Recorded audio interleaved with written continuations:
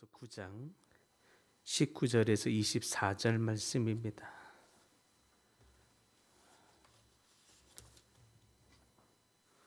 로마서 9장 19절에서 24절 말씀.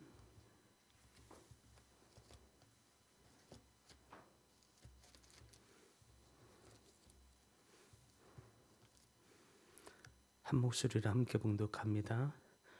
혹 내가 내게 말하기를 그러면 하나님이 어찌하여 허물하시느냐 누가 그 뜻을 대적하느냐 하리니 이 사람아 내가 누구에게 감히 하나님께 반문하느냐 지음을 받은 물건이 지은 자에게 어찌 나를 이같이 만들었느냐 말하겠느냐 토기장이가 진흙 한 덩이로 하나는 귀히 쓸 그릇을 하나는 천이 쓸 그릇을 만들 권한이 없느냐 만일 하나님이 그의 진노를 보이시고 그의 능력을 알게 하고자 하사 멸하기로 준비된 진노의 그릇을 오래 참으심으로 관용하시고 또한 영광 받기로 예비하신 바 긍휼의 그릇에 대하여 그 영광의 풍성함을 알게 하고자 하셨을지라도 무슨 말을 하리요 이 그릇은 우리니 곧 유대인 중에서뿐 아니라 이방인 중에서도 부르신 자니라.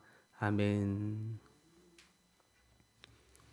오늘 본문의 말씀은 하나님이 우리 인생 위에 절대적인 권한, 절대적인 주권을 가지신 분이시다라고 하는 것을 말해주고 있습니다.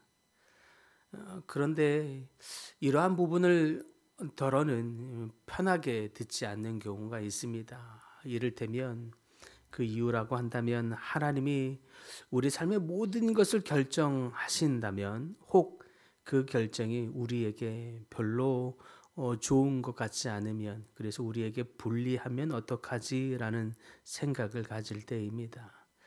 하나님이 절대적인 권한을 가지시고 우리 삶에 우리가 원치 않은 것을 하라고 하면 어떡하지라는 생각이 들 때 그런 거죠. 이런 마음이 있을 때면 기도하더라도 기도할 때 이렇게 하게 됩니다. 하나님, 이 일을 향하여 하나님의 뜻이 어디에 있습니까? 하나님의 뜻이 무엇입니까?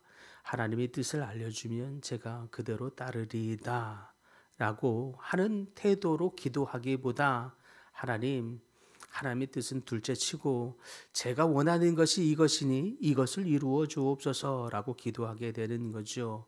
즉 일방적으로 하나님이 원하는 것이 중요하다기보다 내가 원하는 것을 달라고 하는 기도가 되게 됩니다.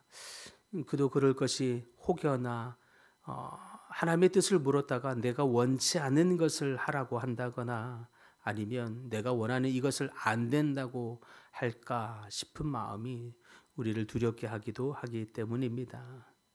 오늘 본문의 말씀은 마치 그러한 인간에 있을 그러한 마음을 너무나도 잘 알고 있다는 듯이 이에 대해서 말씀하고 있습니다. 그러면 하나님이 어찌하여 여전히 우리에게 허물을 찾으시느냐 하는 것입니다. 누가 그 뜻을 거스르겠습니까?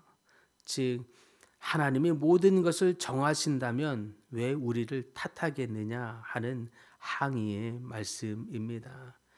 바울은 이 질문에 대해서 두 가지로 잘못된 마음이라고 하는 것을 지적하듯이 얘기하고 있는 것입니다. 첫째는 우리 안에 이와 같이 하나님에 대한 이런 곡해하는 마음, 잘못되게 오해하는 마음이 있다는 것은 오히려 하나님을 피고인석에 세우려는 마음 때문인 것을 이야기하는 것입니다. 즉 하나님이 죄인인 것처럼 하나님을 향하여서 또 평가를 내리는 것입니다. 하나님을 탓하고 원망하는 마음이 있는 것을 지적하는 거죠. 하나님, 이렇게 하는 것은 불공평한 것이 아닌 것 같습니다 라는 마음인 것입니다. 하나님, 저들에게는 저렇게 은혜를 주시는 것 같더니 왜 나의 삶에는 이런 은혜가 없습니까?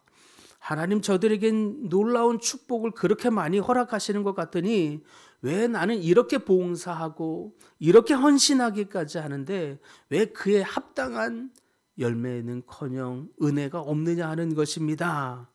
더러는 우리 삶의 은혜가 더디 이루어지는 것 같고, 더러는 저들이 받은 은혜만큼 우리 삶에 그런 은혜가 없고 오히려 괴로움과 고난, 아픔이 더 많은 것 같을 때면 이해할 수 없는 질병으로 내가 그렇게 하나님께 헌신했음에도 불구하고 이 질병으로 고통받아야 되는 것이 이해하지 못할 때가 있는 거죠. 그럴 때면 하나님을 향해서 마치 하나님이 피고인이라도 된 것처럼 하나님 너무 불공평한 처사인 것 같습니다 라고 하는 태도로 나아가는 것이라고 바울은 지적하고 있는 것입니다.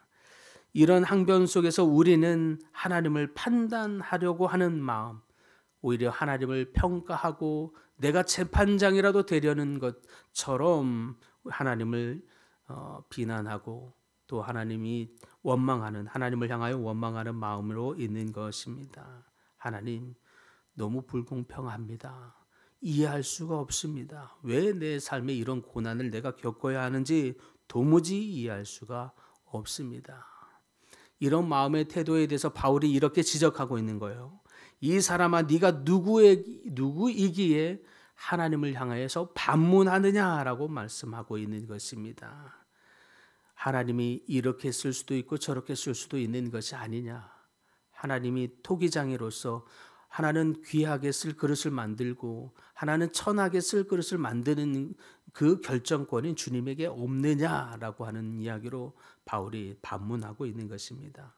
또 하나님을 향해서 오해하는 이 잘못된 마음에 대해서 바울은 무엇을 지적하느냐? 하나님의 주권, 이 절대적인 주권과 결정에 대해서, 이 권한에 대해서 독재처럼 오해하는 마음, 이 마음을 바울은 오늘 지적하고 있습니다. 우리는 세상의 권력을 통해서 절대 권력은 부패한다는 인식을 갖게 됩니다. 그래서 하나님이 전능하신 분이시다. 하나님이 절대적인 주권을 가지신 분이시다. 하나님이 우리 삶에도 절대적인 권한을 가지고 인도하시는 분이시다라고 하는 마음, 한켠에서는 그것이 우리 성도님들이 고백하는 것처럼 아멘이 나오기도 하지만 때로는 한편에서는 그것이 왠지 두렵게 되는 것은 그 절대적인 권한이 우리에게는 자비롭게 베풀어지는 것이 아니지 않을까 하는 마음이 있을 때 오히려 우리 안에 이런 잘못된 마음, 이것을 지적하고 있습니다. 바울은 우리에게 토기장이와 질그릇의 비유를 통해서 토기장이가 진흙으로 어떻게 토기를 만들지 정할 수 있는 권리가 있듯이 하나님은 창조주이심으로 우리 피조물을 어떻게 쓸고 어떻게 사용할지 그것을 정할 계획이 주님에게는 그 결정권이 있다라고 하는 것입니다. 그러나 이때 우리가 알아야 할 분명한 믿음은 모든 것을 지으신 창조주 하나님의 이 창조는 무자비함으로 지은 것이 아니라 오히려 우리 인간을 향하여서 가장 자비로운 방법으로 지으셨다라고 하는 사실입니다. 모든 피조물들은 그렇지 아니하되 오직 우리 인간만이 하나님의 형상대로 지으셨다라고 하는 사실 자체가 우리를 지으실 때 하나님이 얼마나 큰 애정으로 큰 사랑으로 지으셨는지를 입증해 주고 있는 것입니다.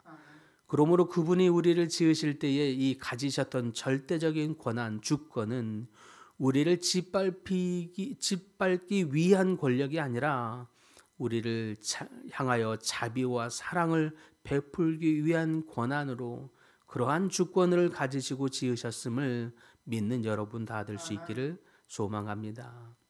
우리가 이 하나님에 대한 절대적인 주권과 그 주권이 우리를 향해서 큰 사랑과 자비가 있음을 믿게 된다면 그때에 우리 안에 이러한 변화들이 생길 수 있습니다. 먼저는 하나님을 향하여 심판의 자리에 있던 그 주님의 주권에 대해서 겸손히 무릎 꿇는 마음이 있게 되는 것입니다. 하나님의 그 절대적인 주권이 우리를 향해서 불공평한 것이 아닌가라고 하는 꼬여있는 마음에서 하나님을 바라보는 것이 아니라 혹여나 그 절대적인 주권이 내 삶에는 불공평한 것 같고 왜 내 삶에는 어렵지라고 왜 내 삶이 이해할 수 없는 질병이나 고난으로 고통받아야 하는가라고 하는 이 이해할 수 없는 그 상황 앞에서조차도 하나님에 대한 주권을 신뢰하는 믿음이 있으면 하나님 이 상황 안에서 우리에게 무엇을 가르치시려 하시나이까? 라고 하는 믿음의 고백으로 바뀌게 된다라고 하는 사실입니다. 혹여나 여러분의 삶에 이해할 수 없는 고난이나 질병, 어려움들이 있다면 그것을 향하여 하나님이 우리에게 내리신 불공평한 처사라고 여기지 않고 그 일을 통하여 하나님의 섭리와 뜻이 있음을 믿는 여러분들 다 될 수 있기를 바랍니다. 그 속에서 하나님의 섭리를 깨닫고 배우는 모든 분들 되기를 간절히 바랍니다. 또 나아가 하나님의 주권을 향하여 선하신 분, 사랑이 많으신 분이라고 하는 이 믿음이 있을 때 일어날 수 있는 변화라고 한다면 그것은 지금의 우리의 현재의 모습보다 하나님의 목적이 선하심에 대한 신뢰하는 믿음을 갖게 됩니다. 질그릇은 완성 전까지는 사실 어떻게 빚어지게 될지 온전히 다 알아보기 어렵습니다. 형태도 없는 이 질그릇, 형태도 없는 이 진흙을 가져다가 모양을 만들고 모양을 만드는 것으로 다 나온 것이 아니라 그 모양에 또 그림을 입히고 색을 입히고 또 이렇게 만들어 갈 때 그리고 마지막으로 윤기 나게 만들어서 또 구워내고 이런 모든 과정을 통해서 결국 우리는 그 질그릇의 최종적인 그림, 최종적인 결과를 보게 됩니다. 그러기 위해서는 빚어지고 또 깎여지고 잘려지고 또 뜨거운 불에서 구워지고 하는 인내와 고통의 시간들을 다 보내게 된다는 사실입니다. 우리 인생도 마치 질그릇과 같아서 가장 아름다운 것으로 빚어질 때는 그러기 위한 과정이 필요하다라고 하는 사실입니다. 그런 과정에서 우리는 때로는 눈물을 흘리기도 하고 아픔을 겪기도 하며 빚어지고 깎여지는 고통을 감내해야만 하는 때로는 불구덩이에 들어가서 그것이 구워지는 시간이 있어서 그것을 또 인내로 믿음으로 기다려야만 하는 시간이 있다라고 하는 사실입니다. 그러나 최종적으로는 우리 그릇을 하나님께서 가장 아름답게 빚으심을 믿는 여러분들 다 되기를 바랍니다. 이와 같은 하나님의 주권에 대해서 또한 믿는 믿음이 있다면 우리는 선택받은 자라고 하는 하나님의 그 은혜를 깨닫고 알고 그 은혜를 흘려보내는 삶을 살게 될 것입니다. 하나님의 선하심, 하나님의 주권에 대한 절대적인 믿음, 그분의 그 행하심에 대한 하나님이 우리를 사랑으로 인도하실 것에 대한 절대적인 믿음이 있다라고 한다면 그것은 하나님이 우리에게 또한 그 절대적인 은혜와 주권을 얼마나 선하신 분인지 깨달음으로 말미암아 하나님은 선하신 분이시다. 하나님은 이와 같이 우리에게 이해할 수 없을지라도 우리가 생각하는 것보다 더 큰 은혜로 반드시 우리에게 부어주시는 분이시다라고 하는 믿음을 통해서 그 은혜를 그 받은 사랑을 흘려보내는 삶을 살게 될 것입니다. 그러므로 사랑하는 성도 여러분, 하나님의 주권에 대한 신실함, 하나님의 주권이 우리 삶에 임하실 것에 대한 선하심을 믿는 여러분 모두가 될 수 있기를 바랍니다.